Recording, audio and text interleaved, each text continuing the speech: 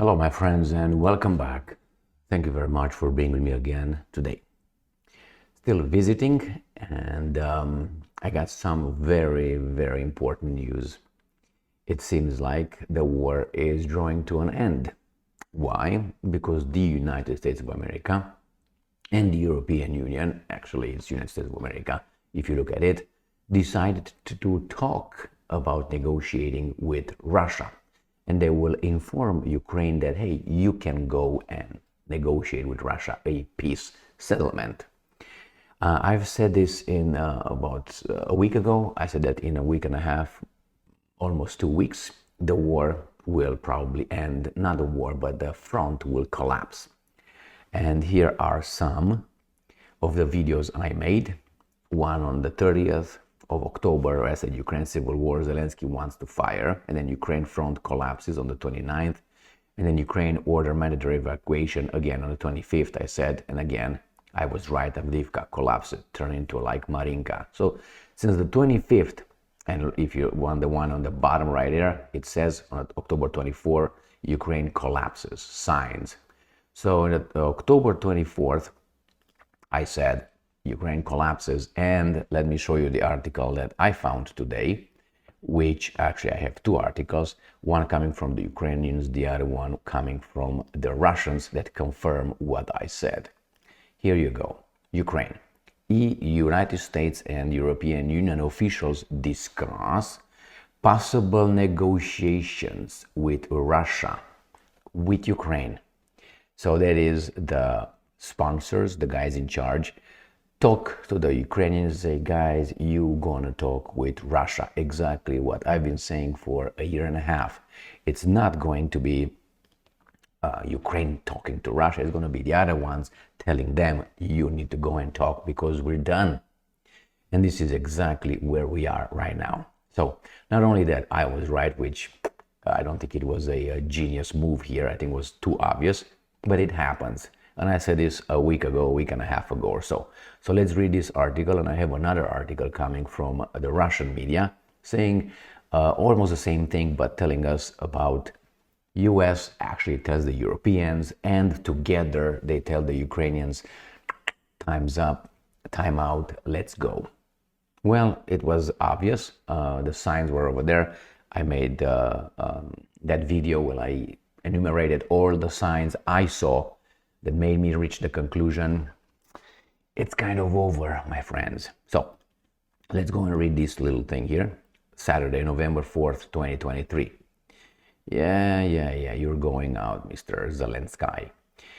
Officials from the United States and the European Union have started discussing with Ukraine the possibility of holding peace talks with Russia. Got that? Where's, what's his name?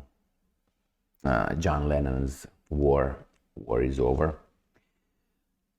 NBC News, with reference to unnamed present and former high-ranking American officials, plural, as reported by European Pravda. I think it's 100% accurate. But so NBC said, in particular, they had discussed what Ukraine might have to give up in order to reach agreements.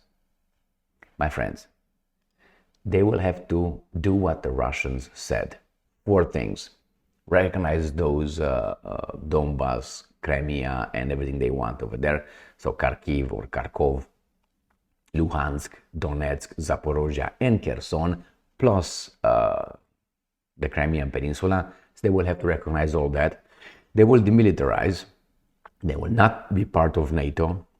Ukraine would be neutral, and denazification is going to start, according to the Russians, whatever that is. All right? All that will happen. And these guys are talking. They discuss what Ukraine must do. Right there, I'm going to show you. That's very important here. It says they had discussed what Ukraine might have to give up. Everything I told you. Everything. This is going to be a unconditional surrender, if you want.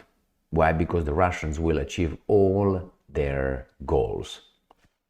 I'm not saying it. These whistlers are saying it. On such discussion, one such discussion took place last month.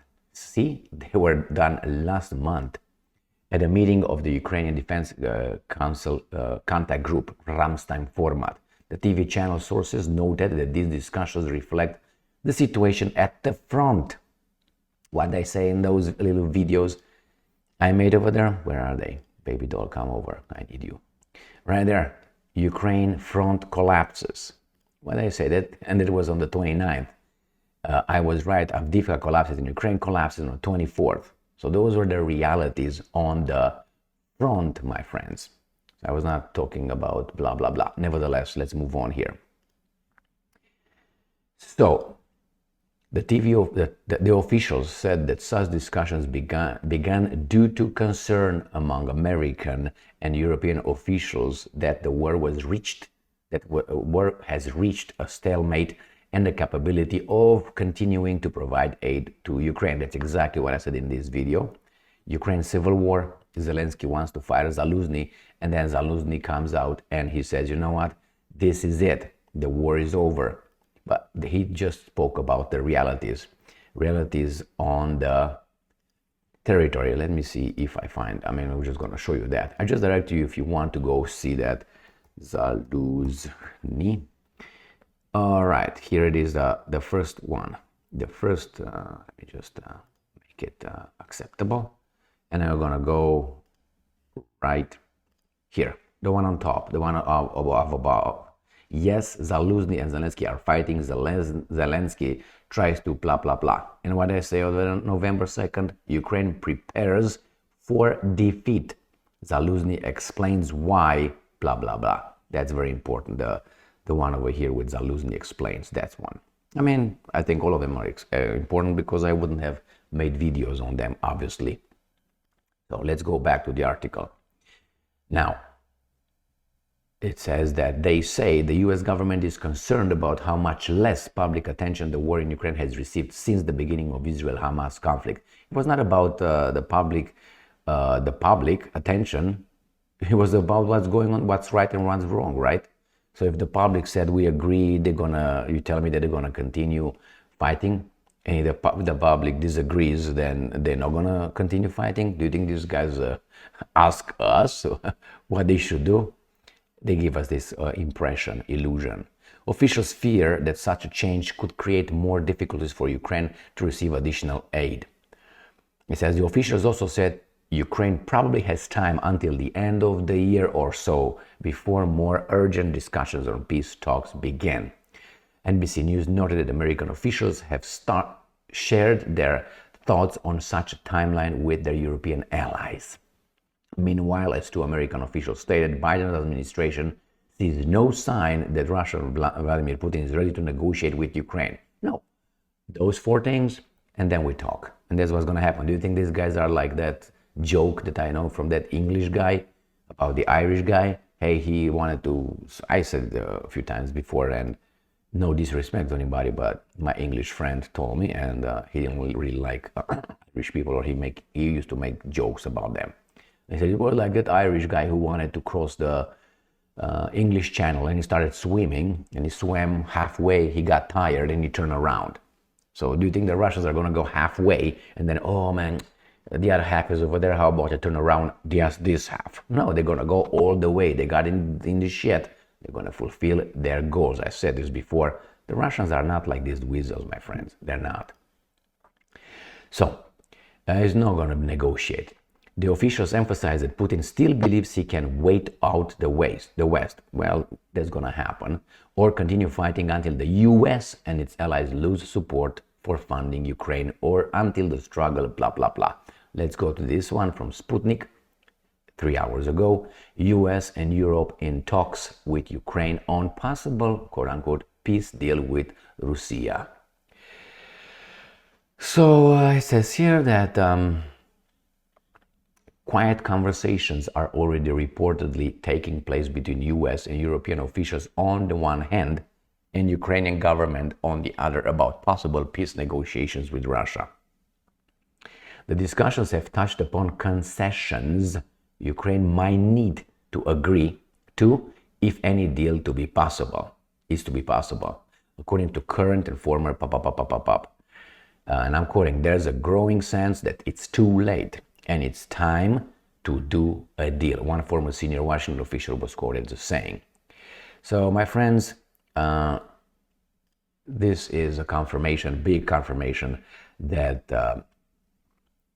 they will pressure Ukrainians to, not pressure, tell them what they need to do.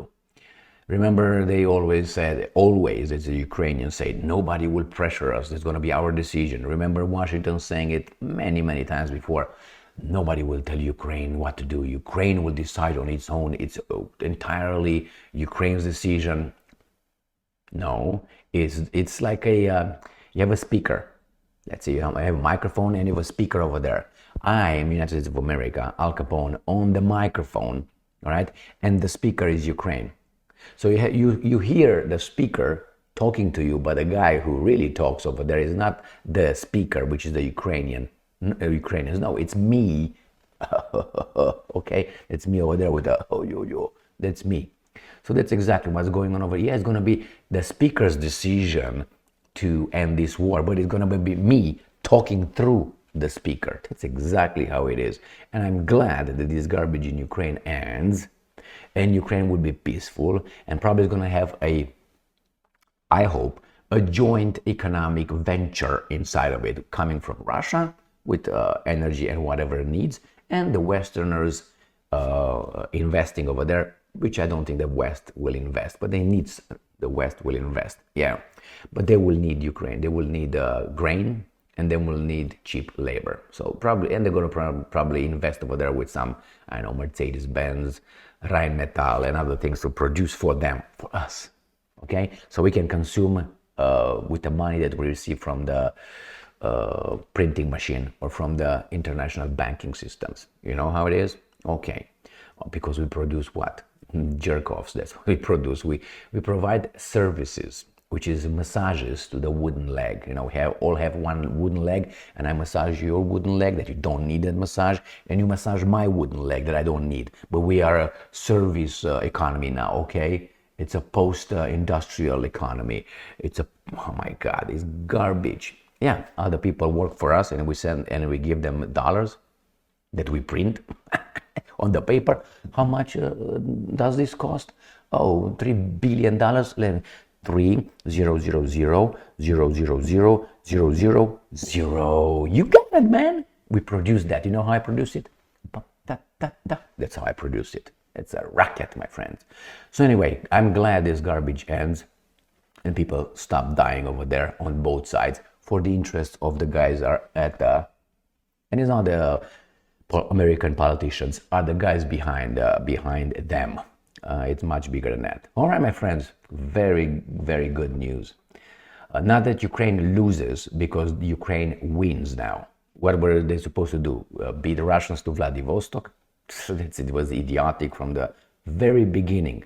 It's clear now who's who, what's what. And I'm glad these guys are going to be pushed into an unconditional surrender, because they will have no conditions. The Russians will fulfill those four that they, how do they call them? Unprovoked attack. They attacked unprovoked for 4 reasons, but it was unprovoked, but they have 4 reasons to go in, to fix, according to the Russians. Thank you very much for being with me again today. Stay strong, stay smart, look for the truth, and be just.